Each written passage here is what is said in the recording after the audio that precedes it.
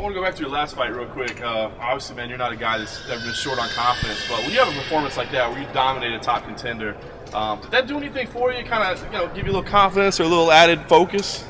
It made me focus more for sure, because I know that, the performance I had, with Phil Davis, I have to be having an even better performance with this fight with Little Nog. Yeah. Did it open up your eyes a little bit to see, because obviously you were on the outside looking in for a little while to go, I'm a legit contender. I mean, did you already feel that way, or did that kind of open your eyes to feel that way? Contender before I even fought Phil. I can't even say contender. I just thought I was better than a lot of guys that was in top 10. I put it that way.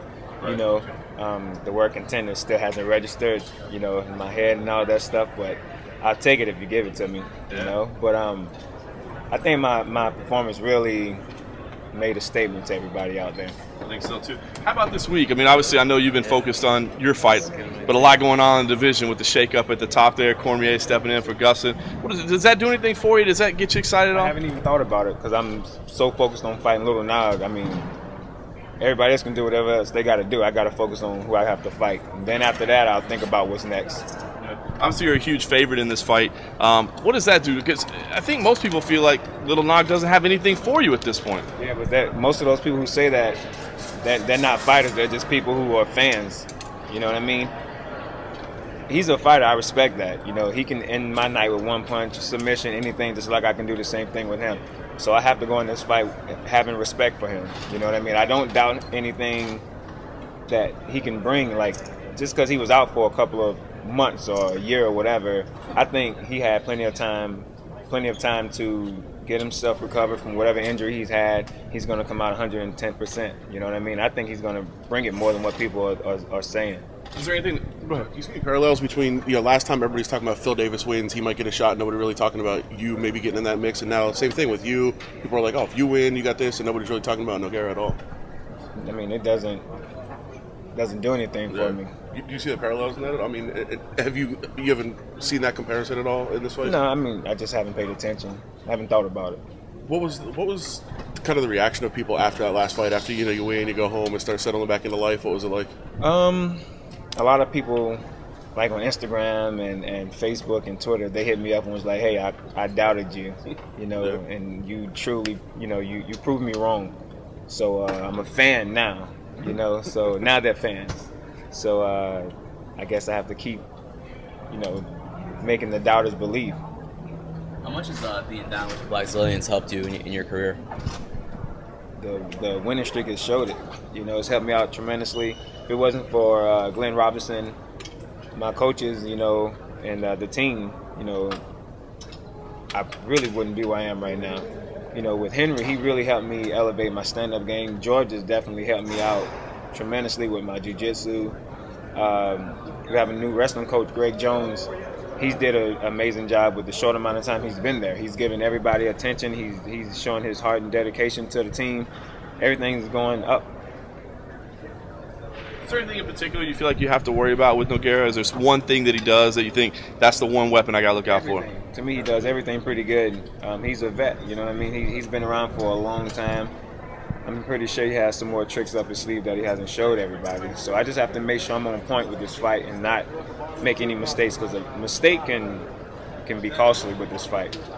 Yeah. And it sounds like you don't want to rush yourself into any contender status, but are you at least thinking about where could I be at the end of this year? Maybe, Like I said, I just take one fight at a time. I'm going with the flow of everything with with the UFC and all that stuff. So I mean, it is what it is. Whenever they start talking about contender or, you're next up in line for a title shot, then I'll start thinking about it. But until then, it's really not in my thoughts at all.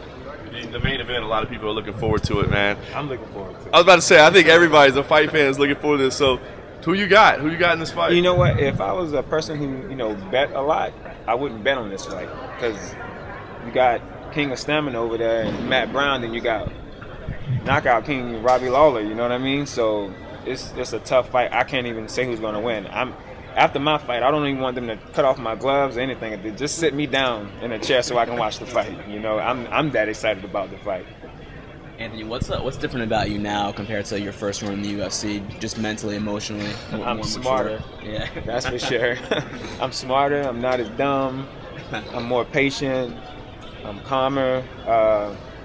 I see life a lot differently now. I actually care, because before I was just an athlete, and I was like, my athletic ability would get me by, you know, and I didn't train like I needed to, and I didn't dedicate myself like I needed to. And now I'm like, it's the complete opposite. I straight up dedicate all of this, you know, all of my talent and skills into the gym. And my coaches put a ton of time into me. I don't want to disappoint them. You know, I don't want to disappoint the fans. I don't want to disappoint myself and my family. So I just want to make sure I utilize everything that has been given to me. You feel like the athlete part and the mental part have kind of come together now? Like, oh yeah, it's definitely coming together now. You know, when I was fighting, you know, guys like Tommy Spear and Chad Reiner and stuff, I was a little wild and didn't care and just want to knock you out.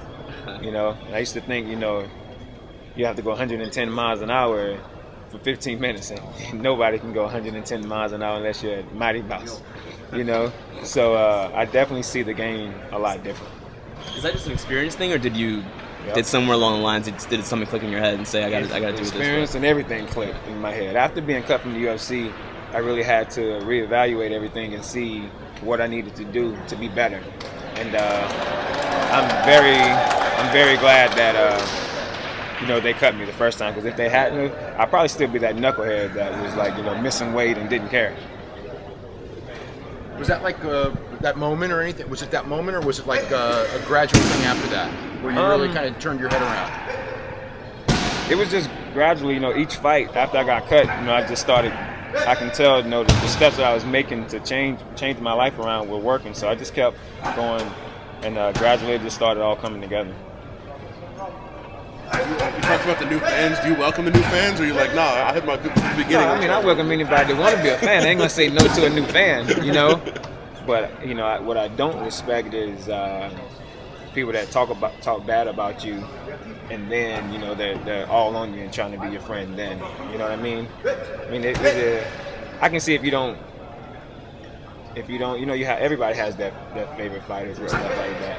Even if you don't like me, you know what I'm saying? If you're going to support me, and if you're not, then don't. I mean, it is what it is. But if you don't really know the sport and then you just become a fan, I'm happy with that.